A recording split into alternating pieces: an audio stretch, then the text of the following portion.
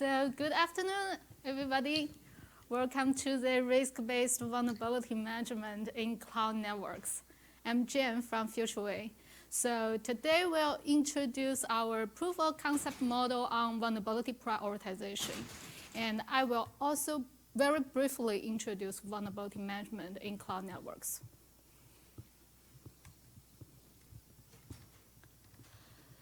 Okay, so when we are talking about vulnerability management in the cloud networks, you might wonder, what's the role of vulnerability management? What kind of a challenge we are facing now? And is there any effort we are making to kind of overcome these challenges? So in today's talk, I will briefly cover this kind of a three question to give you some idea about it. And also at the end of this talk, we will save some time for discussing. So we'd like to collect your concerns and what kind of a requirement for the kind of tools to enhance our cloud security. Now we move to the first part, vulnerability management overview. So let's jump to this one. When we are moving our servers and data into cloud, that mainly security problem comes. So the Cloud Security Alliance summarized the most common vulnerability, the cloud security challenges. And we just listed some of them here. So this picture will give us some sense how huge the attack surface that cloud might present to us. So when we are looking for the root cause of this kind of challenges, this security incidents, we put our eyes on vulnerability. There's just some example about vulnerability, which are the top exploited vulnerability in 2021, based on the CISA alert. I think the Log4Shell is most famous one. So in yesterday's talk in the ONAP, you mentioned that one. So this is the most critical vulnerabilities in our history. And over 90% of enterprise cloud service has been affected by these vulnerabilities. Now, here comes one question. In our daily operation, how can we handle such a bunch of vulnerabilities, this kind of service vulnerabilities? That's vulnerability management. Vulnerability management is kind of a very critical process in the operation. We try to identify and fix vulnerabilities in this process. This is a nice picture, might give you some sense of how difficult it is to identify and fix vulnerability. It does take a lot of effort to make it. And in reality, based on the Verizon report, only less than 25% of vulnerability can be fixed or patched within 30 days. It's kind of painful because we do meet mainly challenges for vulnerability management. The first one, vulnerability are numerous. In the current National Vulnerability Database, we have over 199,000 vulnerability registered. And in the data in 2021, there are around 50 new vulnerability registered every day. So the number just keep growing. And the average time from vulnerability disclosure to exploitation continues to drop. So in some cases, once a vulnerability is registered, just after a few hours, the exploitation has started. So it really becomes a race against time for the to protect our enterprise environment from the cyber attack. So here comes one question you might wonder. Since we have a large bunch of vulnerabilities in our environment, and we have very limited time and resource, is there any good solution to do that kind of operation in operation? One very intuitive thinking is that, how about we just put all the effort to focus on the vulnerability that could like bring the most risk to our system? Yes, we do it, and we do prioritize vulnerability based on scores. So in industry, we usually use the Common Vulnerability Scoring System score, the CVSS. CVS is like a standard one we use, and it's very good standard to represent the technical severity. But when we talk about risk to our system, it might have some limitations. Since when we interpret risk, we interpret it usually from two perspectives. One, how likely it happened. Yeah. And two, how critical consequence it might bring to our system once it happened. But for current CVSS, it's a very static formula. It doesn't correlate well with the likelihood of vulnerability exploitation.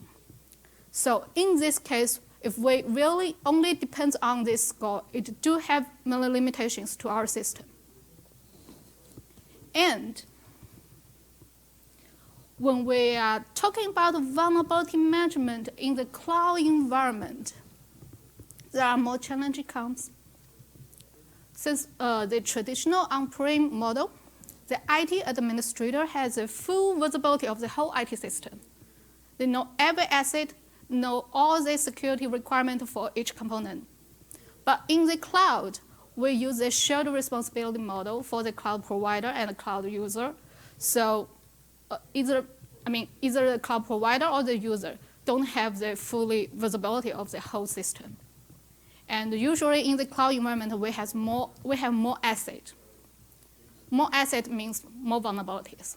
So that's very challenging for us. Here comes one question for us. Under this environment, how can we efficiently and effectively fix the high-risk vulnerabilities? So that's a key question our project or our work try to contribute to. Now, before we jump in detail about our proof of concept model, we have a briefly overview about the vulnerability management circle. So usually we'll start from the vulnerability scanning. We use the tools such as Nmap or the Nessus to do the both external and internal scanning. Once we have the list of vulnerability on hand, we will move to the management circle part. So first we will do the access. We need to identify which service or asset has vulnerability on it. And then we do the prioritization. We will prioritize the vulnerability, put the one we think we need to take action on the top. And then we do the patch or fix the vulnerability, do the act, and also do the reassess after finishing patching. We need to check whether or not this identified vulnerability has been fixed.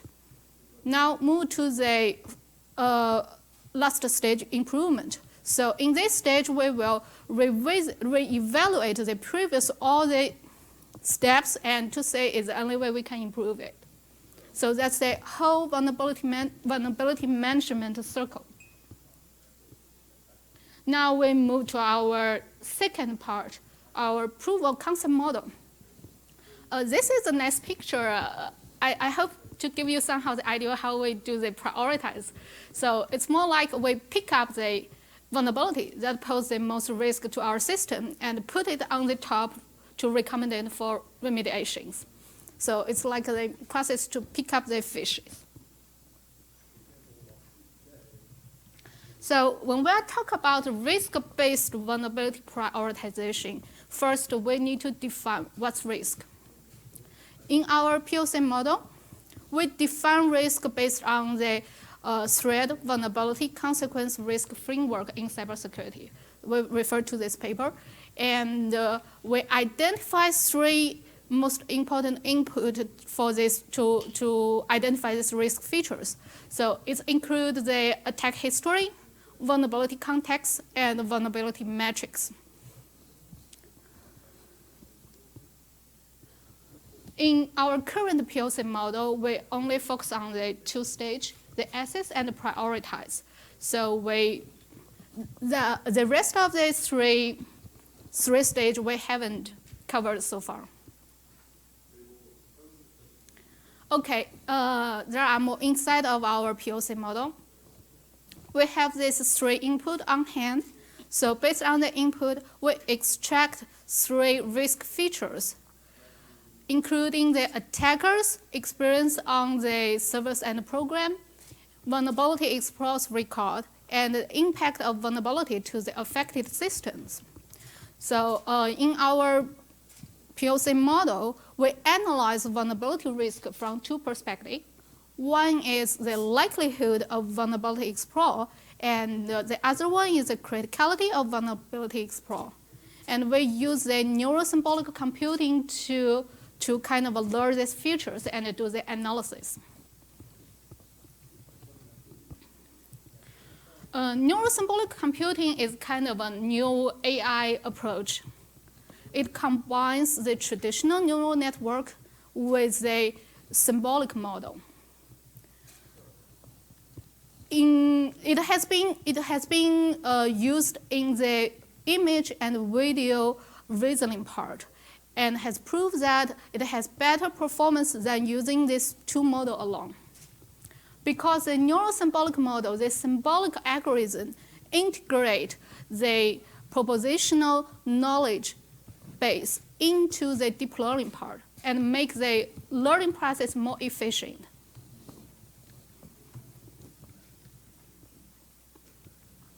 Here is our main workflow for this POC model. We have 2 stages. The first one is the training stage, and the second one is the implementation stage.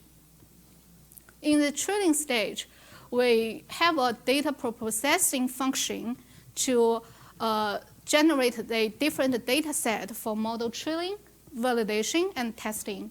And finally, we get a final POC model.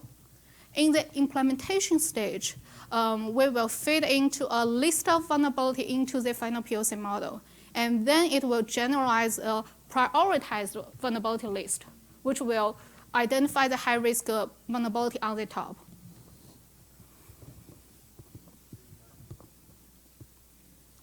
Here are more inside of our model part. In the training stage, we actually have 4 input data. So include the data from MVD and also CVSS metrics. We also cover the attack history from the ExploreDB and CISA attack alert. So we use the real attack history to train our model. In the data processing part, we use the NLP tools, the natural language processing tools, to embed the vulnerability description, that's a text-based data, into a vector representation. And we use a matrix parser to extract the vulnerability metrics.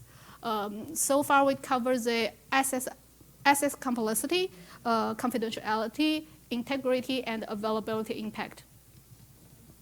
And for the risk feature extractor, we extract the vulnerability exploit data, and also the threat, the CISA alert.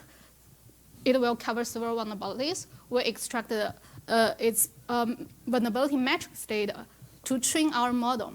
So in the model development part, we have neural network. It's a 4-layer neural network model. And for the logical reasoning part, we use the probabilistic logical programming to develop the logical model.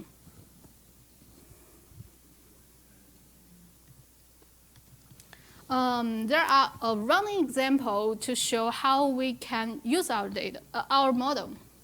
So we have the vulnerability description and also the CVSS metrics associated with that vulnerability. Yep.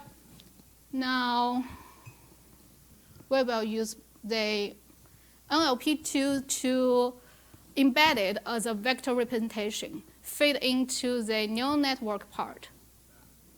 It will generate the initial assessment. In some case, it will bring the false negative like this one. And what we will keep doing is we will feed the CVSS matrix into the logical part. and we will calculate the final risk assessment based on the sentential decision diagram. Sorry, I should use a better color. So this is sentential decision diagram. So SDD is like a tree structure in logical reasoning. So it could identify the logical relationships between different logical nodes. In here, each risk feature represents one logical node. So in this way, we can calculate the final output of these POC models, which is true positive.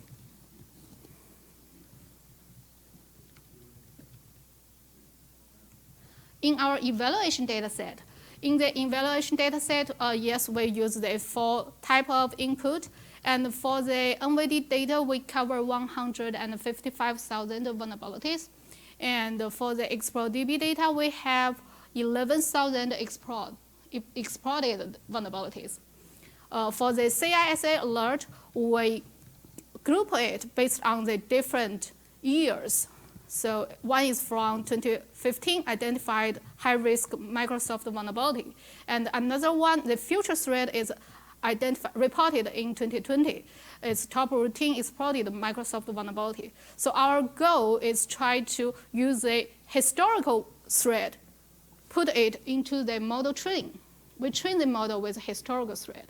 And then we use the future threat to test the performance of the model, to say, is that possible with the trained model to identify this vulnerability in this future threat? So that's how we do the evaluation part. And another case we prepare is for the advanced persistent threat, the APT. So APT is kind of a very, very complicated attack. And the attacker uses many different tools to assess your system. So comparing to the first one only focuses on the Microsoft product. So the second one is more challenging, actually, for the machine learning AI-based model, because their like the risk features vary a lot. It's not so like this one. So the first one will share some same features, so they might be easier for the model to learn it. And the second one, their features vary a lot, the historical and the future threat. So it's more challenging one. And in our evaluation, this is our evaluation result.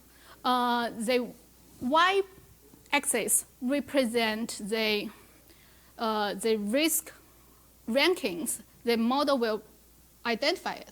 So we compare our model, which is the blue one, to the CVS.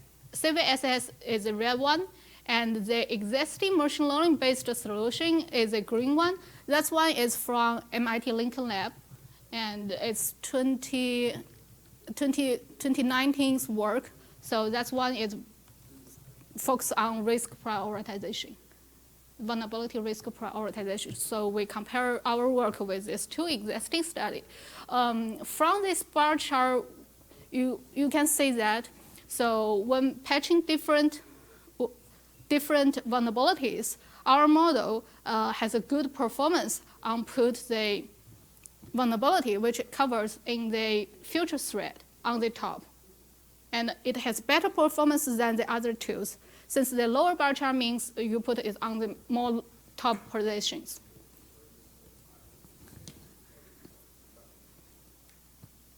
So, so far that's a very brief introduction about our work. And if you are interested in the details, you can refer to our papers. And for the future work part, we will continue to enhance this POC model. So far, we only cover the risk features from two perspectives and only cover the vulnerability data. And maybe we can include more vulnerability-related data, for example, like from the social media or from the dark web. And also, complete the loop of vulnerability management circle. This one is, I think this one is very meaningful one. Currently, we only cover 2 stages, and there are 3 stages. So how to complete this loop. And once we reach some stage, we may consider deploy this model as an open source microservice. Since based on our best knowledge, risk-based vulnerability management, there are some commercialized product, like the Tenable, they have that product. But for the open source part, I don't see the risk-based vulnerability management system so far. So that's our future work.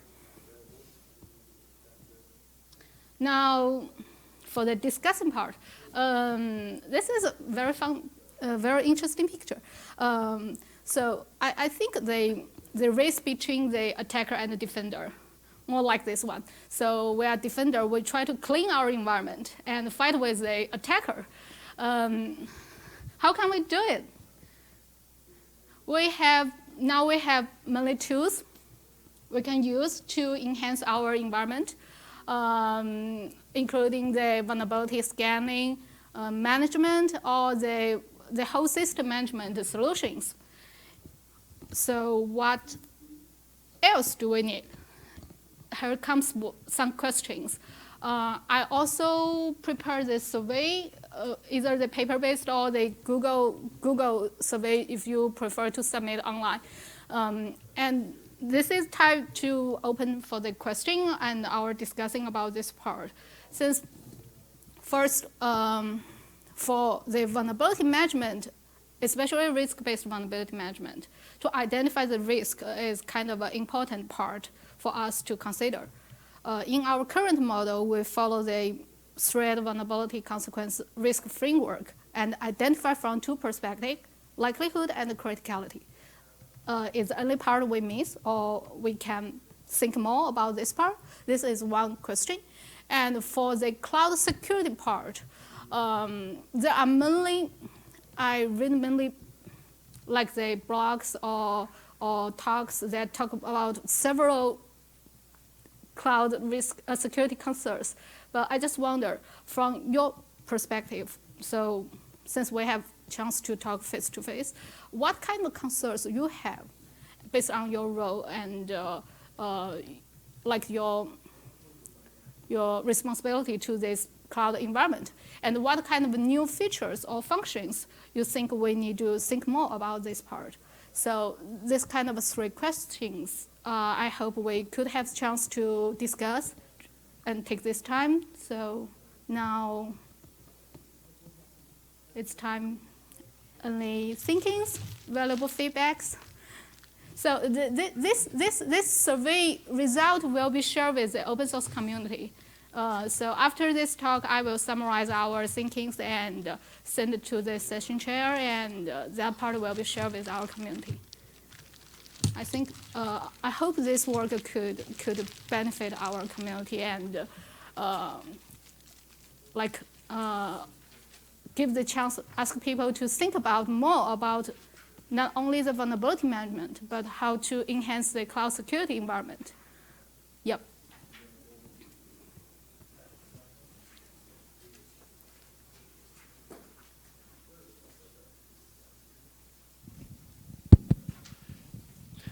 So, as per the first question about what are the key difficulties, well, I think it's a convincing project to do the job, right? Because even if you prioritize things and you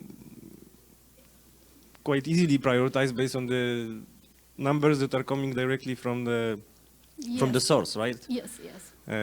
Because it's the easiest way to do it. Then some projects they follow, some they have no resources. So this is I think the biggest challenge in open source. As per the different features, I think that one of the most important is to have like manual white labeling, so you can somehow, based on the discussion with projects, it turns out that this particular vulnerability is not affecting.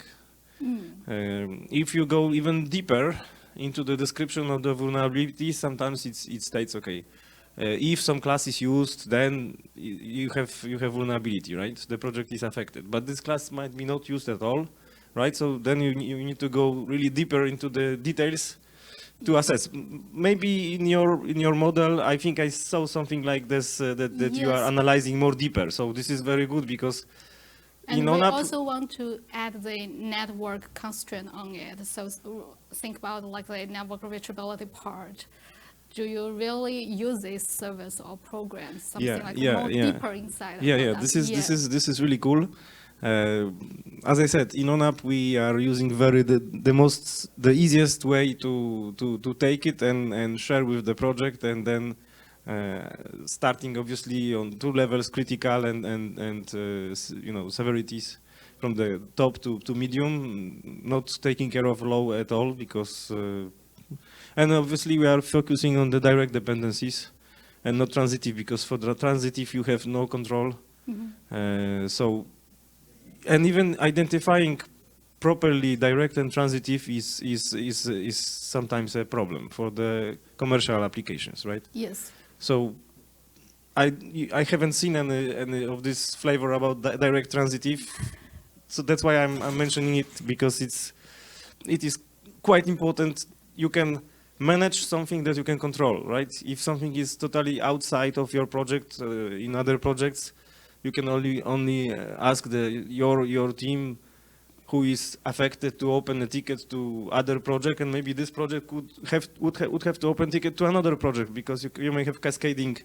Yeah, that's one part, important part for the whole system automation part. How to make the whole pipeline work smoothly. Yeah. So these are the few comments I wanted to share with you, and thank you for this presentation. Thank you so much. So any other comments or suggestions? We do appreciate for all the feedbacks.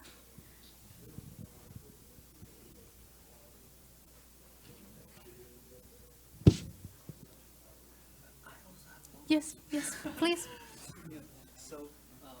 A microphone. Test. My question is that since you know the system is actually all the systems keep evolving.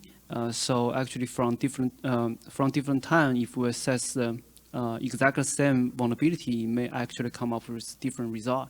Say maybe in the very early age of the, let's say, the log4j problem, and at that moment it might not be causing that much problem, but as more people adopt to it or using it, it actually becomes higher and higher. So I wonder if there is any way to actually adopt the system, like the changes in the real world, to actually make the model more correct. But that is that's a very good one. So since vulnerability has its own life cycles, so it's from vulnerability explore and being explored by mainly attackers, and we do have some solution to patch it and fetching and publish the solutions. So it do have its life cycles. That's a very good point. We can move more deeper into the vulnerability prioritization part by consider the life cycle stage, different stage of the vulnerabilities, and add that as one important features for our assessment. So that's a very important part. Yeah, very good one. Thank you. Any more comments or suggestions?